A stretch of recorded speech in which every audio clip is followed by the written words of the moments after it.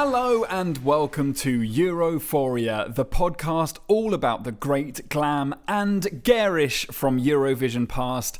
My name is Roland Bodnam, and as ever, I am joined by a woman for whom it's never too late for love unless she's feeling tired. It's Isobel Chillman.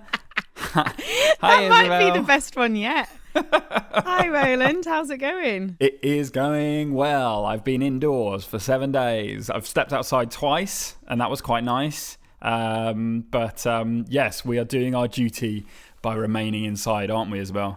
Hell yeah, I am same. I left the house yesterday for a short walk around the block and kept a very good distance from anyone nearby me. And I sat out on my little stoop today in the sunshine for a little bit. Excellent. But apart from that, I am living the quarantine life and making the most of it. Yeah, I stayed indoors from Sunday at about 3 p.m. until Thursday morning when I went grocery shopping. And I was trying to think whether there'd been a time in my life where I had been indoors for that amount of time before. I'm sure, like, when I was a grotty student or, like, sometime over the summer, there must have been a time where I'd refused to step outside and just stayed indoors and played video games. But I couldn't remember one quite like that. I definitely have spent this long indoors before when I've been depressed. So okay, yeah, well, there you go. Just being real about mental health. I've definitely gone through this before, so I'm coping quite well.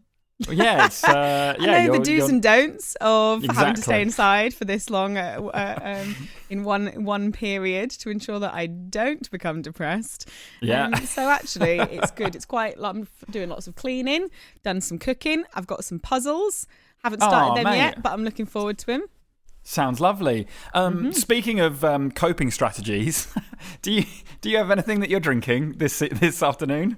I do. It's not afternoon for me. It's evening now, technically. I have half a bottle of Chilean Merlot. Ooh, lovely. And I've been drinking quite a lot of wine recently, so I'm not going to do wine, but I have a lovely bottle of English Damson gin liqueur. Oh my God, feeling like a fancy boy.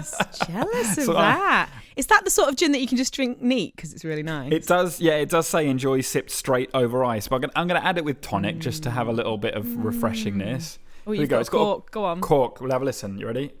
Hang on. Oh, a nice little quiet one. Yeah, I'm going to do a pour as well. Oh, now that's a good bottle for that. Go on. Ooh. Nice. Just a dainty pour for me. That little dainty pour. There goes the tonic. Oh. It's just an ASMR podcast, this bit of it. There we go. Lovely stuff.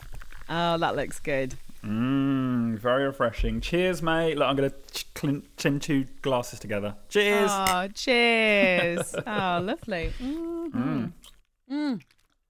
Oh, that red wine has been sat around for a little bit. Okay, That's slightly vinegary. All right, then. Okay, Isobel, shall we do some Eurovision news? So I did do that caveat at the start of last week's episode because we recorded it. And who knows what's going to happen between now and when this goes out in about 4 days. But we recorded last week's episode before the sad news that Eurovision this year is fully cancelled as a show. But that's been talked about quite a lot. Have you got any updates for us around that subject, Isobel?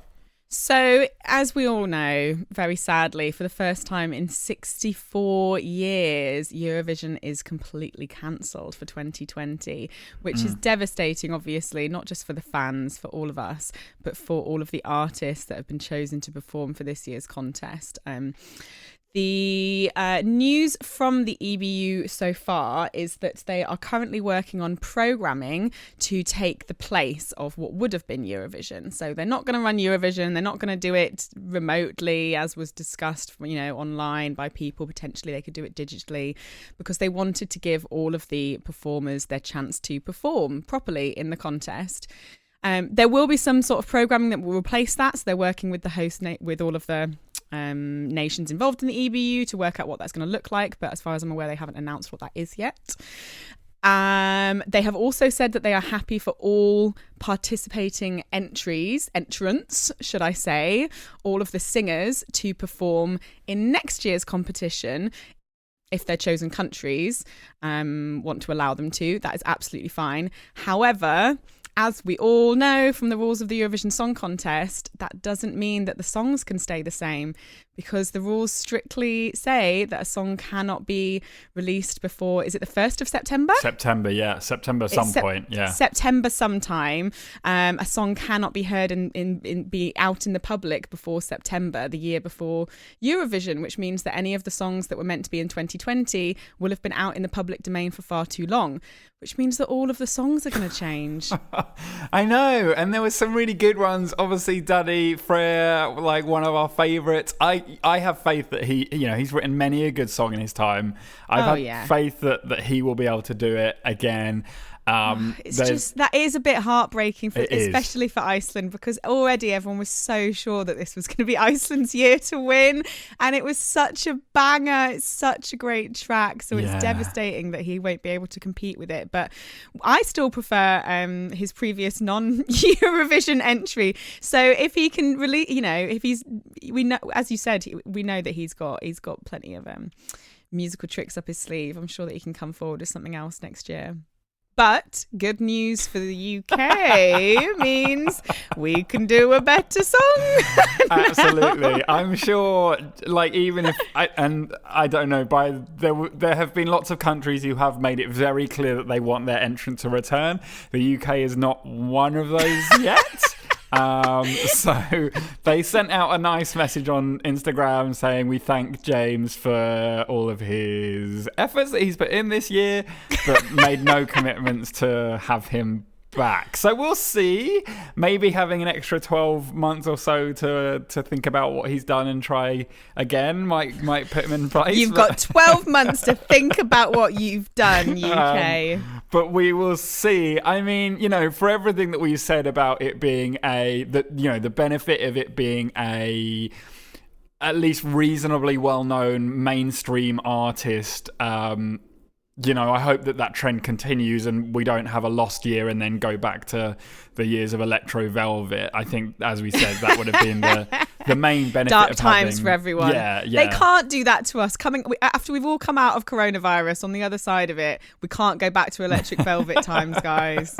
Come on, we need something to look forward to at the end of this. Absolutely. So I guess that's kind of the news for now. It might have been by the time this episode goes out that they've announced what they're going to do. It sounds like a lovely program where they'll celebrate all the artists and the songs and something along those lines. But we appreciate that they are trying to do something, and obviously it's very difficult to figure anything out right now with such uncertainty going into the future. So, you know what we forgot to do last week, which I'm going to do this week? Oh, what did we forget to do? Any other business? Oh, we got some any other business. Any other business? Yeah, I've got a few bits of any other business, actually. Oh, really? Yeah, so to start off with, correction from last week's episode to start off with. So, not that he nor anyone else even connected to the story will even be listening to this podcast, but my story last week about the cinema and my first boyfriend, Matthew. Yes. The dual hand-holding. The dual hand-holding with Matthew and Liam. Yeah. I would say it took me a good 3 or 4 days after we recorded that to realise his name is not Matthew. My first ever boyfriend's name was not Matthew. That was his brother. No. He was called Ashley. Oh, okay, so Ashley. That was says a lot about how much it means. Yeah. Yeah. No, but what it was is that I forgot both of their names recently. For some reason, we were talking about people from Halifax, me and my friend Lucy were, and I couldn't remember either of their names, and she did, but I think that's maybe I've got the brother's name stuck in my head wrong. Okay, now. I see. Sorry about that, Ashley, if you are listening. Ashley. You meant a lot to me at the time. You made it to a podcast, that's fine. Second bit of any other business. Okay. I unfortunately missed it yesterday. So yesterday being Saturday, the 21st of March. But for any Eurovision fans out there, search for Eurovision Again on Twitter. Oh yeah. Because it is, I'm gonna make sure I catch it next Saturday. So a chap called Rob Holly, who's well known in the Eurovision circuit, has started a movement called Eurovision Again, which is a screening of a historical Eurovision song contest with whole audiences watching live tweeting, joining in, and it looked like an absolute hoot. And I'm really gutted I missed yesterday's one. I didn't see it until afterwards on Twitter. So I'm 100% going to join in on Saturday coming, and I would recommend that everyone do the same because it's a nice way to get involved in Eurovision whilst it's not on. Sadly. Sounds right up our alley. Does indeed. And thirdly... Wow, lots of any other business. Lots of any other business.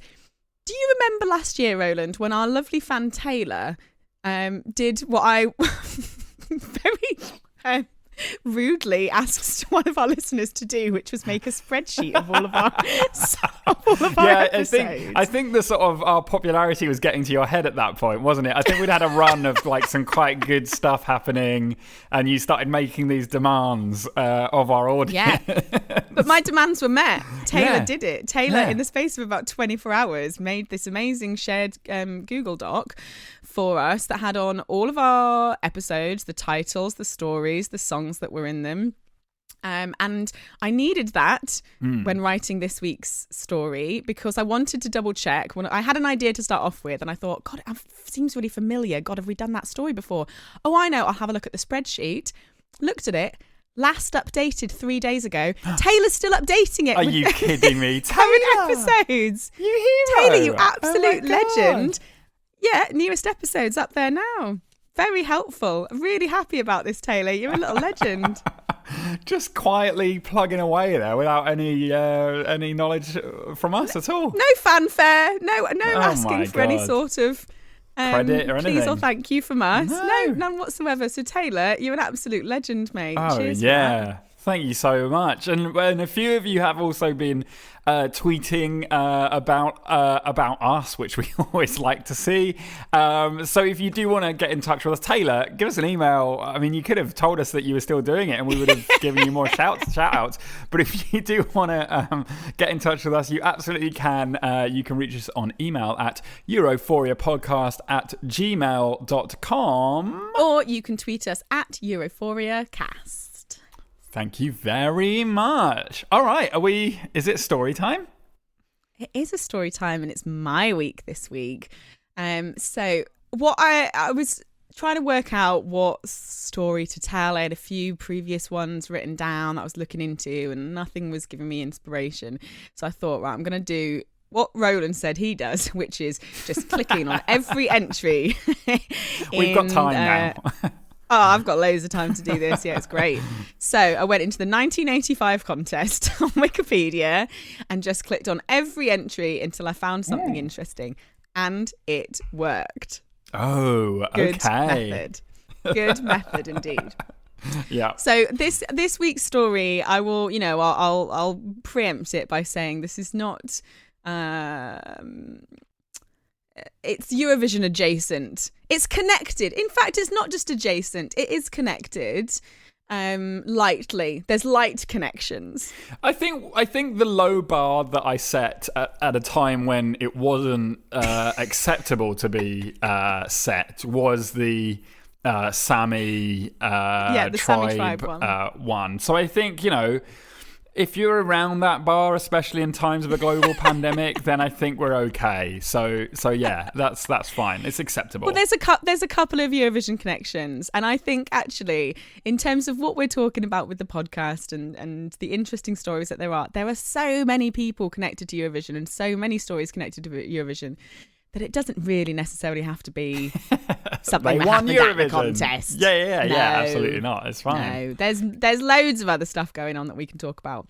So, for today's episode, we're going to learn about Claude Francois, aka Cloclo.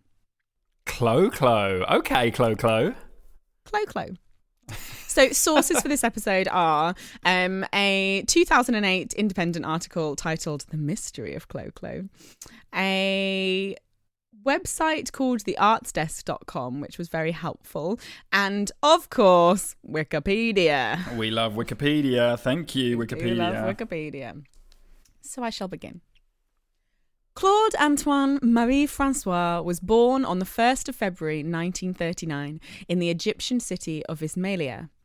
Encouraged by his mother to take an interest in music, in his teens, Claude began performing as both a percussionist and singer at hotels along the French Riviera. Riviera. Riviera. Following the family's expulsion from Egypt as a result of the 1956 Suez Crisis. I mean, it sounds glamorous. I don't know much about the Suez Crisis, but there was a canal involved, right? Oh, it was real bad. It was a Suez Canal. It was bad. Okay, let's not joke about that. The canal still exists. The Suez Crisis was very bad, yeah. Oh, dear. The French Riviera, on the other hand. The French Riviera, bloody lovely in the Riviera, isn't it? Charming down there. Yeah.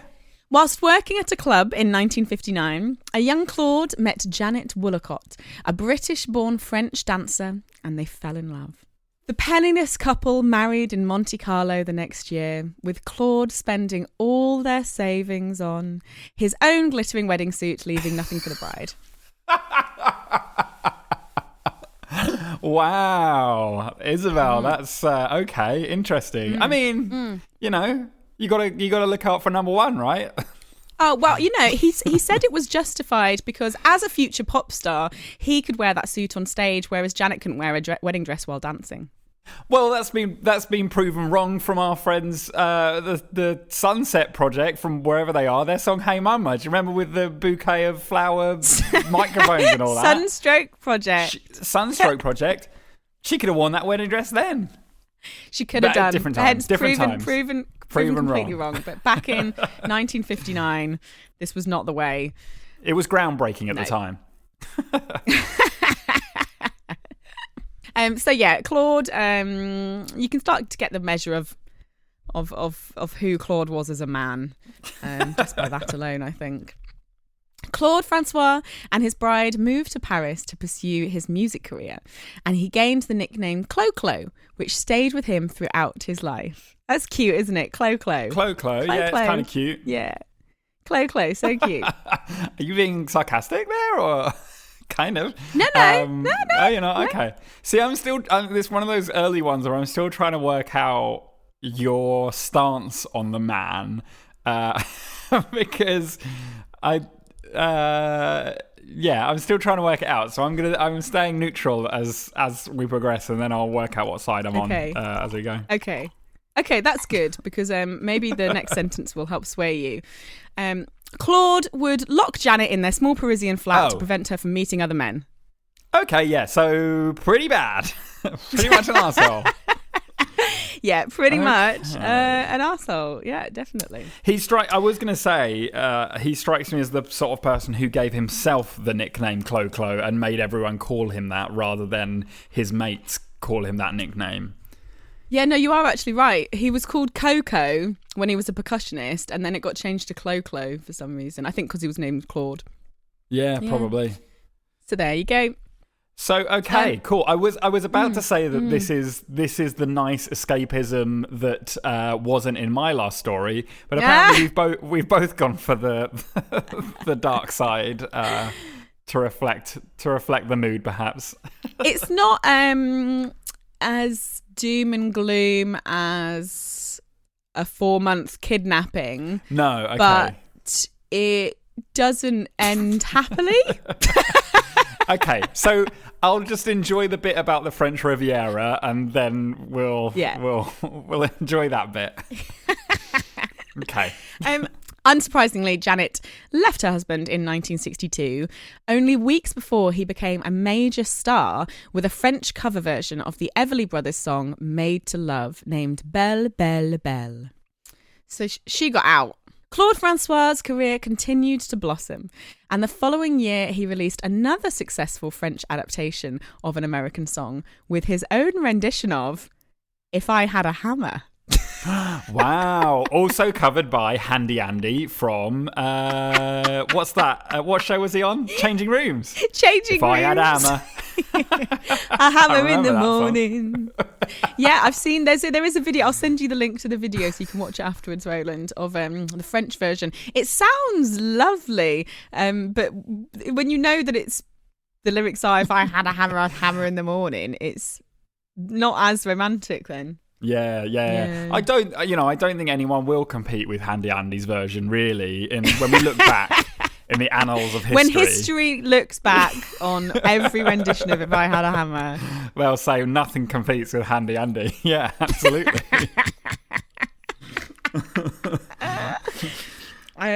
you know what one of my puzzles was that I've got? Not changing room, but changing room adjacent. Go on. Ground Force. Was it a Ground Force puzzle? Oh, mate, only you would Ground Force puzzle. You are, like, that's, I think, one of the, I don't know, it just exemplifies one of the reasons why I love you so much, is that you are probably one of the only people I know who would have a Ground Force puzzle and then tell people about it. Proudly tell people. Proudly, absolutely, yeah. In fact, I might be one of the only people you know who would have a Ground Force puzzle, but I'm probably the only person you know who has 2 Ground Force puzzles. Yes. Wow. I feel like Alan Titchmarsh should get you should tweet at him. He'd probably like that. Retweet it. Is he okay? Is he? What's his situation? Are we okay with Alan Titchmarsh? I think he's a conservative, but other than that, is he alive? I think he's all right. Is he? Whatever happened to Charlie Dimmock? Feminist icon, her, never wore a bra. I know, yeah. Alan Titchmarsh gets his own talk show. She gets nothing. Shows you how it is, doesn't it? Patriarchy. I bet she's still doing gardens. Oh, I'm sure she's very happy. She seemed more comfortable among a bed of roses than she did under a studio lights, didn't she?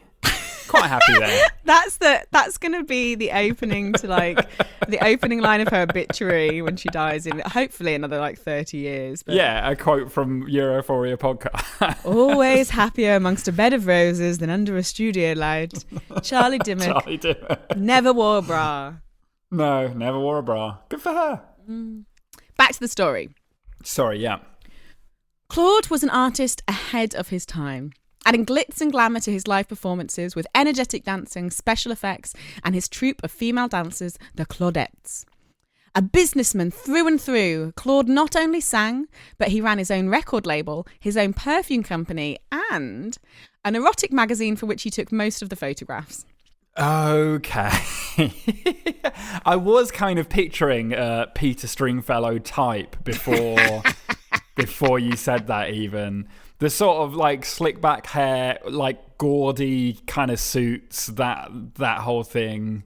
It seems he to looked connect. very sharp. He wasn't. Oh, did he? Okay. I don't find him an attractive man, but in 1963, he's a star. Because when you were saying about him buying his own suit for the wedding, I was picturing something really garish and terrible. But I think he did wear quite glitzy things on stage, but he was still very French. Okay, yeah. So well put together. Okay, all right. Yes, blonde hair though. Yeah, thick blonde. Oh, it is hair. Blonde hair. Interesting. Okay, is blonde hair. Yeah. It was the magazine, by the way, was called Absolute, and he once had Brigitte Bardot pose nude for him. Wow. In 1964, Claude began a relationship with 17-year-old singer France Gall. Okay. I'm glad I took the stance that I did on him then and didn't go the other way. I mean, he was only 25 at the time, but still a man who owns his own record label entering into a relationship with a 17-year-old aspiring singer. There is a power we've heard that one imbalance before, haven't we? Yeah, and we have heard that story before. But yeah, absolutely.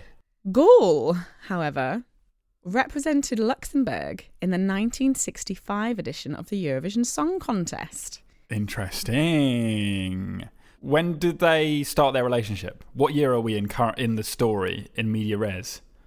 So they started seeing each other in 1964. We're now at the 1965 contest. Oh, okay. So they were together when she was in the contest. Yeah. Wow. Okay. I'm with you now. I'm in. So our first light Eurovision link. Here we go. Yeah, that's a link. Yeah. That's involved. a link. That's all the link that's needed. Gaul went on to win with the Serge Gainsbourg track Poupée de cire, Poupée de son, which translates into English as wax doll, rag doll. So, Roland, we're going to have a little listen to that song now. Autour de moi j'entends rire les poupées de chiffon, celles qui dansent sur mes chansons, poupées de cire, poupées de son. Elles se laissent séduire pour un oui, pour un non. L'amour n'est pas que dans les chansons, poupées de cire, poupées de son. So, interestingly, Isobel, on a similar sort of tone, I have been, or at least last season for a little while, was thinking about doing an episode on Serge Gainsbourg, who was the guy who wrote that song, because he's an iconic French songwriter and singer. Obviously did one of his most famous was the Oui Je t'aime song that he did with a couple of people, but it turns out he's a complete misogynistic arsehole as well, and I kind of didn't feel like writing a whole story about him because it's literally like he almost has zero redeeming characteristics, so I didn't. Good, okay, well, I'll tell you now, there's not much redeeming about Claude either. I know. I just felt uncomfortable me doing it, so maybe I'll pass it on to you. But okay, yeah, I can talk shit about a misogynist for half an hour. We'll see how much of the bottom of the barrel we're scraping. If I end up doing Serge Gainsbourg, you know, we're running out of things to talk about. Okay, good. That's good to know. At the contest final in Naples that year, the song was booed in rehearsals for straying so far from the sort of song you usually heard in the contest. The audience were livid. They hated it. And it wasn't just the audience unimpressed by France's performance. When she called Claude immediately after she came off stage, he allegedly shouted at her, "You sang off key. You were terrible."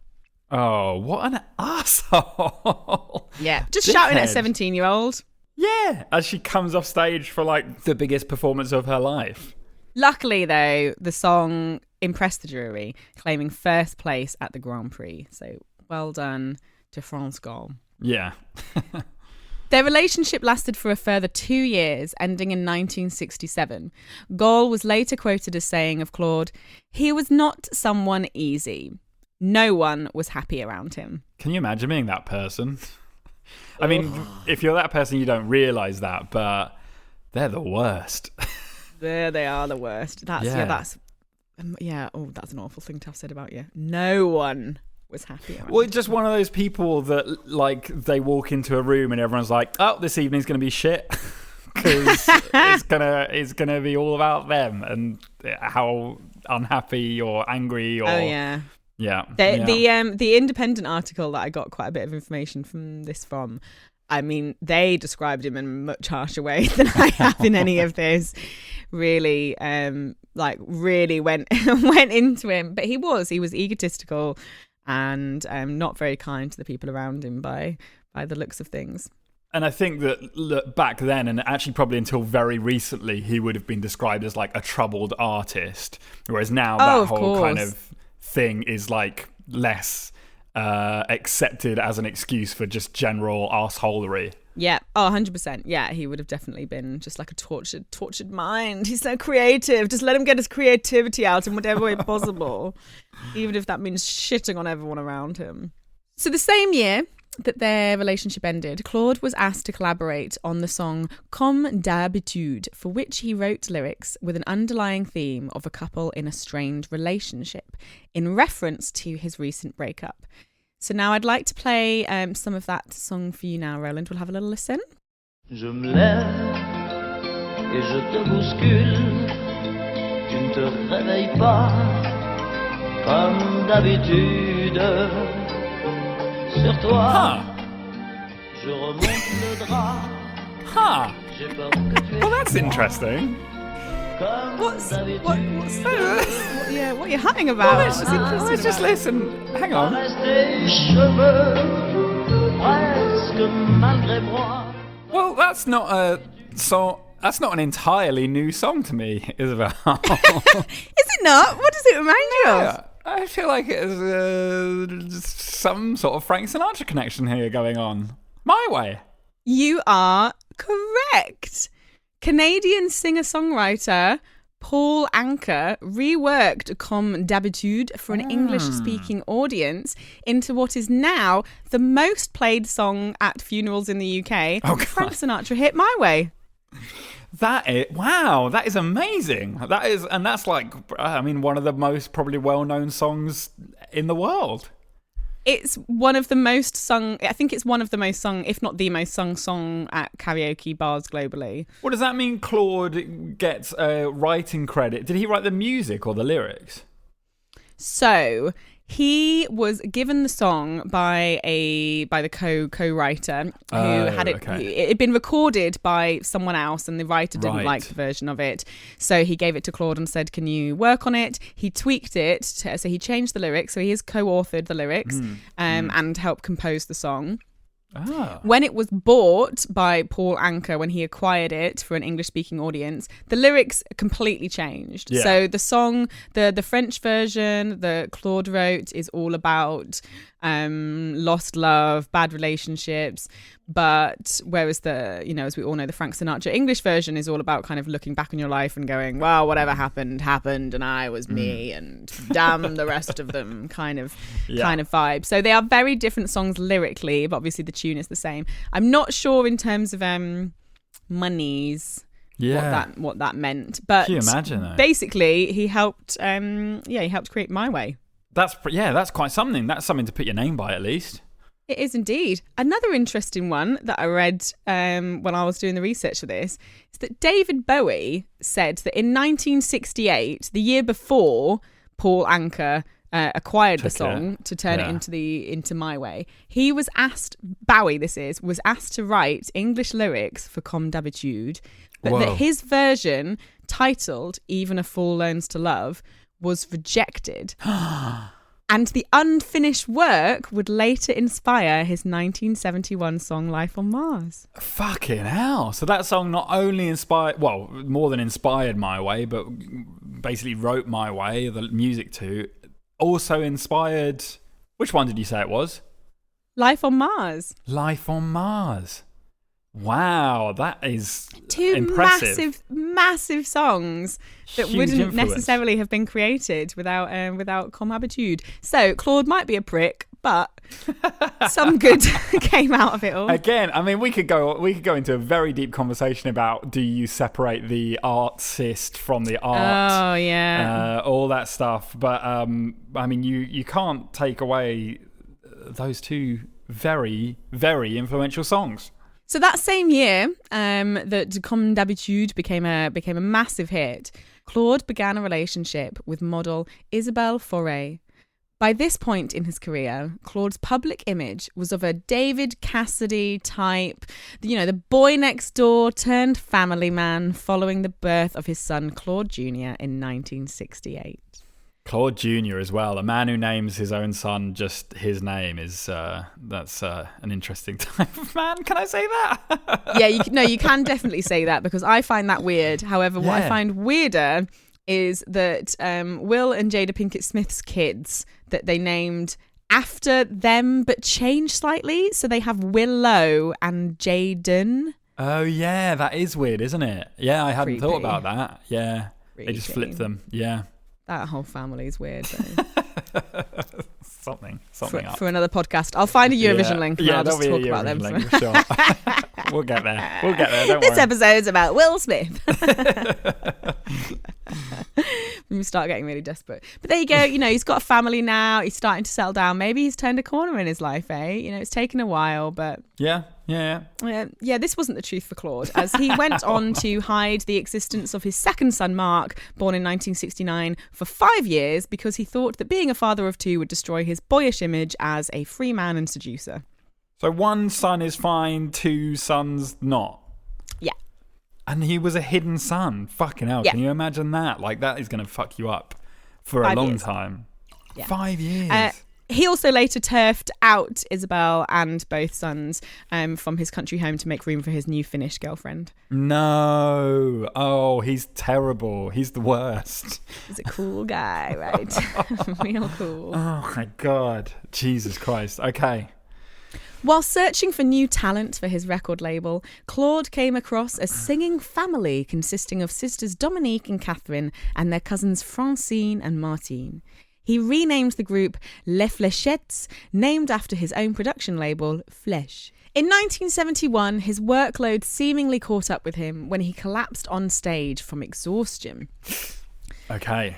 However, there have since been reports that Claude used to fake James Brown-style on-stage collapses to grab headlines. He's so bad. He's the worst man. I mean, we've had some pretty, and I don't know that he's necessarily the worst man. Maybe if he starts becoming racist, he might compete with some of the terrible people we've had on this podcast. But I haven't found any racism. That's not to say that there isn't any if you dig in. No. But I did find one French kind of tabloidy article that was talking about how the Claudettes, his dance troupe that he had throughout the years, obviously the lineup of who those dancers are would change, and this article was applauding him for actually very early on, it must have been in the 60s or 70s, that he had one of the Claudettes was Asian, two of them were black, so he had quite a multicultural lineup of dancers. I'm absolutely not an apologist for Claude Francois. Like, potentially he was a stinking racist as well, but who knows? We don't know. we just don't know. So we're just making stuff up now. No, I mean, we're staying neutral, but it could be either way. We don't know. Maybe he was a racist. Maybe he wasn't. Who's to know? We don't know. We don't know. There's no evidence for that. I don't know.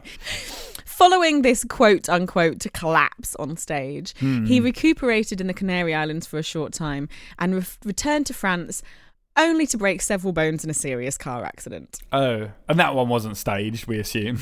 No. Okay, that's not great. This began a number of years of bad luck for Claude Francois.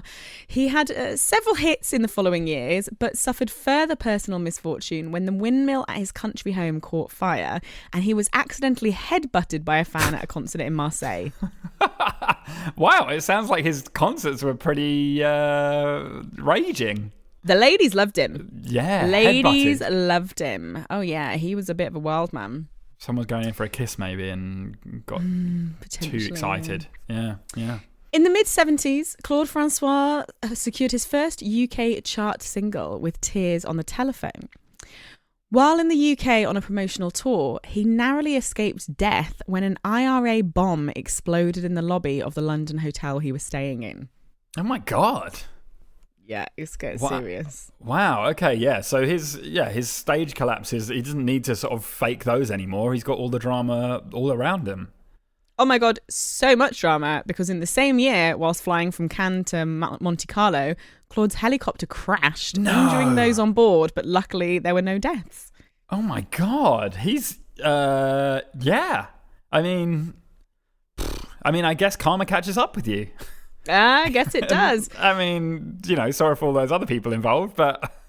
And it continues. Only 2 years later, in 1977, Claude survived another near-death experience, an assassination attempt committed by unknown assailants who shot at his car while he was out driving one day. Directly targeting him. Jesus Christ. Directly targeting him. So his blue Mercedes was photographed afterwards with the resulting bullet holes in the car body and the rear windscreen. So you can see photos of it. And yeah. I mean, literally, it must have missed his head by centimetres. And we just think, that we don't know, like, the reasoning. He wasn't necessarily involved in any kind of gang, anything. Not that I can find, no. There's a couple. There was some things that I saw online that called it an organised crime group, but nothing else. There was one that I saw that said that. Everything else basically said unknown assailant. Some people said it was a fan. It was a crazed fan, but I don't think anyone was caught for it. No, like a John Lennon style fan assassination thing. Wow. Potentially, but someone tried shooting at him, which is pretty crazy. Terrifying, yeah. By 1978, more than 15 years after his first hit record, Claude Francois was still topping the musical charts with multi-million sales from hits such as Alexandre, and performing to large audiences across Europe. In March of that year, Claude was taking a bath at his Paris apartment when he noticed that the overhead light bulb needed changing. Okay. This sounds like you're about to do one of those, like, did you ever watch that 999 Lifesavers TV show? Bum, bum, bum. It's like one of those. You're setting it up very well. Yeah, the opening scenes of Casualty, where a window washer's putting a ladder up against the wall, and someone accidentally walks past and kicks it, but the window washer hasn't seen, and then he climbs up it anyway, and so you know exactly what's going to happen, don't you? So he stood up to fix the light bulb, of course, while still standing in the water. You would probably wait until you're dressed and all good. Go on. He would, but he didn't, he was fatally electrocuted. No, fatally? Yeah, he died. Oh, that's it. That's the end. The end of the story. It's not the end of the story, but it's the end of his life. Oh, dang! That's not clever. It's not smart. That's so anticlimactic. Not on the story. That's but like someone who survived an IRA bomb, a helicopter crash, a car crash. And this was all in like the previous 3 years that this happened. 4 years. He survived all of those near-death experiences. No, he got he changed the light bulb in the bath and got electrocuted to death. Oh yeah, that light needs changing. Zap. Jesus. Yeah. Sorry if that was a bit of a shock. Oh no, that's a terrible joke. Hey! You can't put that in. I'm keeping that in. That was great. Oh no, that's so mean. Oh my God, I'm so sorry. I'm so sorry. That was very cruel. I didn't mean that. You've got to look back and laugh. You've got to look. I'm sure someone close to him has made that joke in the past, and people laughed. So they must have done by now. They must have done. News of his death, aged only 39, was met by an outpouring of grief from French music fans. Former French President Valéry Giscard d'Estaing was quoted as saying, Claude Francois was, to him, the French equivalent of the Beatles, meaning the great talent of a generation. Mm. Which he was to a certain extent. You know, he was very talented. I don't know if he's quite at the Beatles level, but he was a very talented individual despite his transgressions over the years. Yeah, his personal side, Les Fléchettes, you remember them?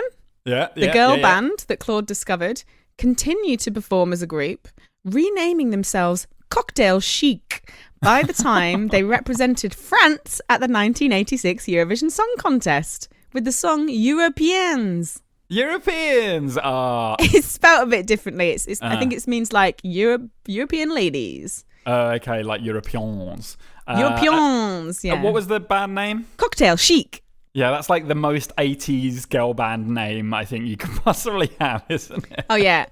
Sir Terry Wogan described them as the group as France's answer to the Nolan sisters. And they are very, very much Nolan-y. that. Yeah. Which we will see now, Roland, as I'm going to send you a link so we can have a little listen to Europeans. Musique est branchée en direct de radio, elle est européenne. Et nous quand on aime, c'est l'amour français, un peu libéré.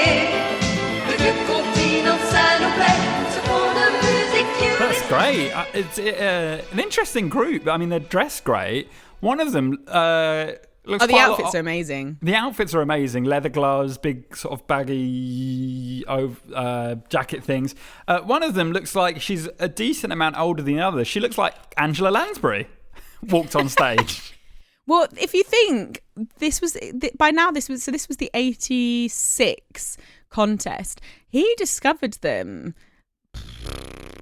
15 years earlier? Wow. Okay. Yeah. So they've been going for a while. Yeah. And they've been around a little bit before then, but not much. And they'd been disbanded for a while and then got back together for the Eurovision Song Contest under the name Cocktail Chic. Cocktail Chic. Sadly, the song came in a dismal 17th out of 20, France's worst result in 30 years of Eurovision to that date. Wow. And what may have been even more frustrating for French fans is that year, there were 3 other French language songs in the contest, Belgium, Switzerland and Luxembourg, and they finished first, second and third. Wow. So in French singing, it ruled apart from the French song. Yeah, didn't do so well. Terrible. Oh, shame. They seem like fun ladies. They do seem like fun ladies, right? Well, you can watch, actually, if you Google Les Flechettes, you can find some of their songs from when they were around the first time as well. So there are videos of them performing online. Claude Francois, a.k.a. Cloclo, sold some 70 million records during his career. On the 11th of March 2000, the 22nd anniversary of his death, Place Claude Francois in Paris was named in his memory. It is located right in front of the building where he died. Wow. A biographical film called Cloclo, or My Way, when marketed internationally, was released in March 2012 to coincide with the anniversary of his death. It runs 2.5 hours long. Fucking hell. Just cut to the exciting bits. Cut to the IRA. Cut to the car crash, the helicopter crash. You say that? What? When I was, again, researching this, I read a review of it that was quite scathing. And it pointed out that amongst this 2.5 hours of content, they don't include the IRA bomb. No. What are they doing then? To spend ages on his, nice outfits. Well, the reason they were rightfully scathing because they basically said, look, you're talking about this guy for 2.5 hours. You don't put in the most exciting thing that happened to him. You do talk about a lot of the dross that he did, and don't also point out that he was quite a bad guy. Yeah. That's rough. That is. Ending you can't avoid the way that he died in a movie. I mean, unless they don't include his death, but. Oh no, they definitely include the death. So that's what part of the thing is, that this whole mystery around him is it's become a bit of an unknown about this mysterious man who wrote My Way and then died by being electrocuted in the bath. And is all this real? Was all this stuff real? And it was. He did fundamentally contribute to My Way. He did die in the bath. They're unsure if he was changing the light bulb or fixing the light fixture or something along those lines. Really, the detail of it. But he got electrocuted in the bath. Bloody hell. Claude Francois is survived by his sons, Claude Jr. and Marc, who run his estate, and his daughter, Julie Bouquet. Now, we haven't discussed Julie in this story because Julie didn't know for certain that she was Claude's child until a DNA test in 2012 when she was in her mid-30s. Julie's mother was 15 when she fell pregnant with Julie and was forced to give her up for adoption. Fuck. Okay, so just one last nail in the literal coffin there. Julie has claimed that she's actually stood up for Claude Francois since she's become a semi-celeb in France since this all came out, and says that apparently he thought that her mother was 18, but I mean, who hasn't heard that line before coming from a man who's sleeping with underage women, underage I swear, girls? She looked like she was older. older. But she told me she was 16. She told me she was 18. She looked it. So I don't know how I feel about that one either. Yeah. And just to bring things back full circle to the exact day we are recording this on. Okay. Today, Sunday, March 22nd, an article was published by Belgian news site Le Libre with a video of Brussels police playing a parody version of the Claude Francois song Come Home whilst patrolling the streets. The lyrics have been changed to Go Home to encourage Brussels residents to abide by quarantine rules. Ah, that has brought it right up to the current place. I found that literally 20 minutes before we started doing amazing. This episode. Good for them. Isn't that wild? Yeah, good for them. That's amazing.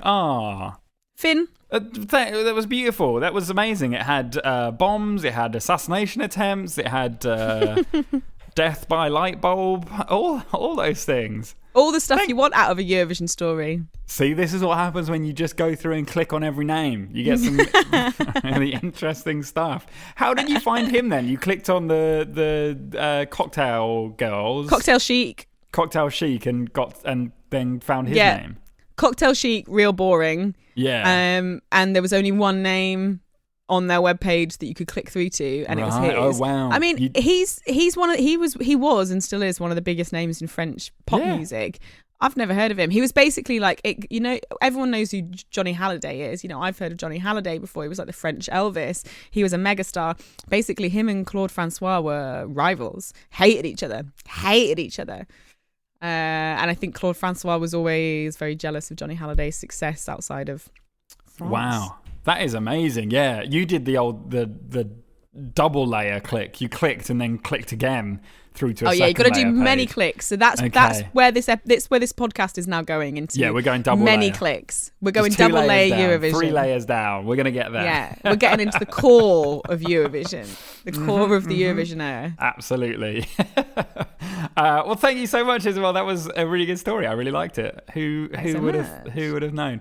So, Isobel, let's move on to the last part of the episode where I attempt to create a Eurovision song to do, whether it's enter for the UK or enter for any other country. Basically, I just want to go to Eurovision and I see writing a song and and getting someone to select it as my easiest way. I don't know, but we'll see. So, Isobel, this week I've been thinking about the ways in which a song can actually find success and like find its audience. So, of course, there's the usual way of releasing a song into the charts and it gaining popularity.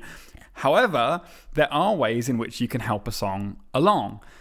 If they go viral or even kind of attached to an event that everyone experiences. The most obvious of this is like a Christmas song, but I haven't done a Christmas song. Don't worry, I might at some point. But I love a yet. Christmas song. I know, I love a Christmas song. But you think the people who wrote that in the 80s, Mariah Carey, every year they get like so much money from those songs. I don't think Mariah Carey wrote that in the 80s.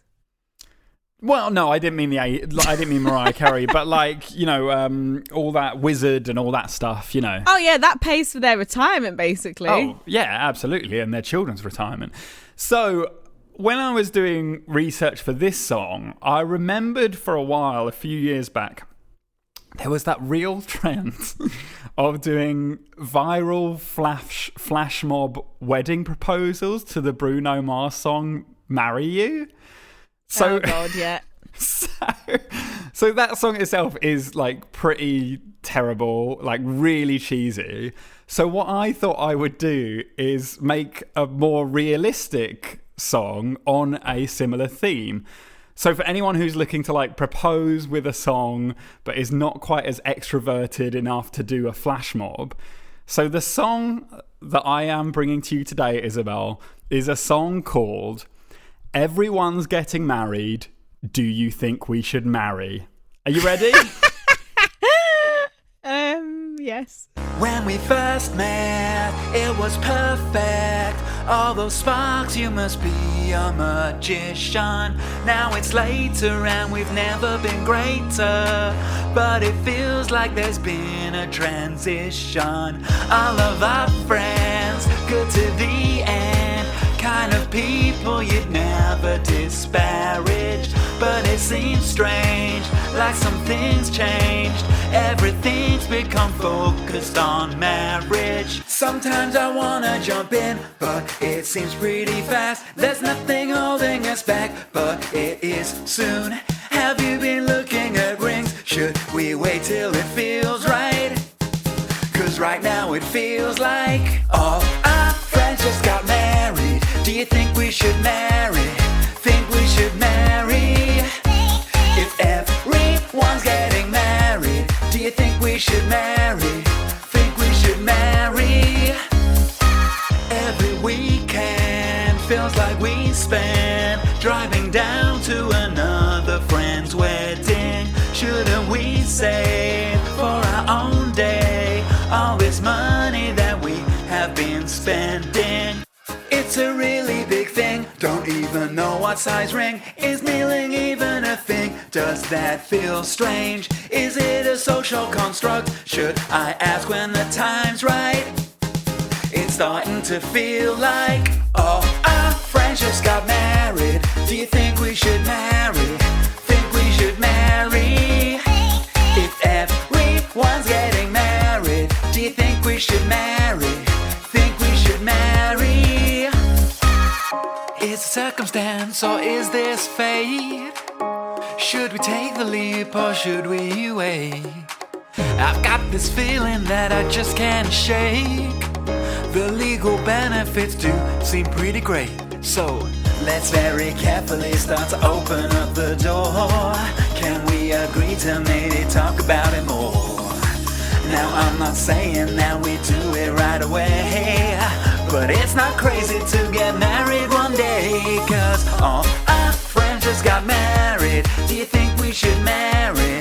Think we should marry? If everyone's getting married, do you think we should marry? Think we should marry? All our friends just got married. Do you think we should marry? Think we should marry? If everyone's getting married, do you think we should marry? Think we should marry?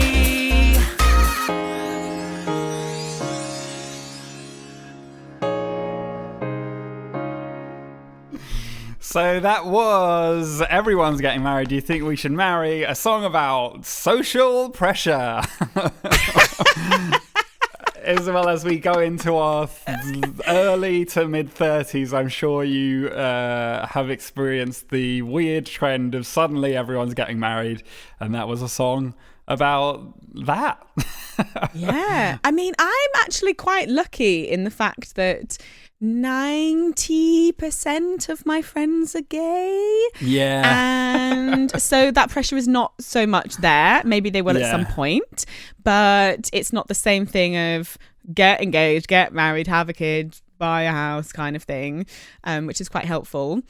But I get asked about it quite a bit. Oh yeah, I can imagine. I was inspired about this song, or to write this song, at mine and Caroline's third wedding that we were attending last summer. And as we were in the very nice reception, this song came to me, and so it's sort of been banging around my head for a while. See, this is why everyone should just have less straight friends. It makes your life a lot easier, a lot cheaper in a lot of ways. Because I see you, our good friend Hannah, I see, lots of friends around me who are having to spend literal thousands of pounds over the space of a few years to go to weddings, to go to hen do's, to go to stag do's, to have engagement parties, to buy presents, to give them some money for their honeymoon that they're going to go on that probably they can afford themselves because they're both middle class and have well-paid jobs. But they're asking for money anyway because that seems to be what you do. Because that's what you do. Do you know how many times I've had to do that, Roland? How many? 0. No, have you done it 0 times? Are you kidding me? No times. Wow. No times whatsoever. I've been to my cousin's wedding. My mum and dad paid for the gift. I've been to my some friends of mine from Halifax. I've been to a couple of weddings in Halifax. That was 10 years ago. So that wasn't, it's not like they were expecting much at me then, and they were both cute weddings. It was only teeny and that was very sweet. So Isobel, this might not be a song that you necessarily relate to as much, but if you think about how other people who maybe are in more heteronormative social circles than yourself might perceive this song. I loved it. Despite the fact that I don't care for marriage. Don't think I'm interested in getting married at any point. It's not of interest to me. Sure. And I'm very supportive of other people doing so, as long as it doesn't cost me a lot of money. Thank you. I'm hoping that it's probably just you and Hannah that I have to deal with at some point in time, and that's kind of it. And that's what it'll be. I'm dealing with it. with. I'm dealing with it. No, I'll be very happy. I love your partners. It's going to be a wonderful day. I expect to be part of the wedding party. Oh, no, absolutely, yeah. Despite marriage not being my thing, I still loved it. I do think that with the audience, like, yes, you know, Eurovision is a very wide audience. There are a lot of straight people watching it who will love the idea of it in the Bruno Mars style, exactly. Sure, yeah. I think, however, the lyrics could be tweaked a bit more to be more knowing, more of that social construct stuff that will pander more to the segment of the audience that are less interested in feeling pressured to get married as well. But that tune is one of the funnest that you've created, I think. It's not bad, is it? There's some good loops that I use. Couldn't not dance to that when it was on. So, Isobel, what score would you give Everyone's Getting Married, open brackets, do you think we should marry, close brackets? Love the melody, love the tune. Absolute bop. Bring into it how well I would think it would fare at Eurovision, though, with the current lyrics. Although fun, I am going to give... What's the song called? Everyone's Getting Married. Should we marry? Do you think we should marry? Do you think we should marry? Yeah. I'm going to give it... Set. Wow, 7 points. 7 points. Less than last week. Yeah. Interesting. Wow. Okay. I was expecting higher than that, but all right. I'll accept. Rude.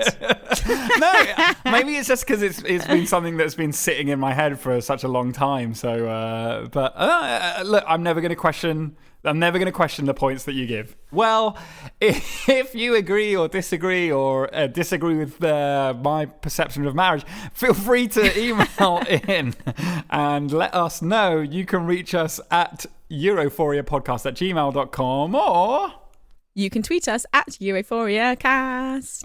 So, as mentioned last week, we are going to be back on a weekly basis for the foreseeable to keep you company whilst you are self-isolating, social distancing, quarantined at home.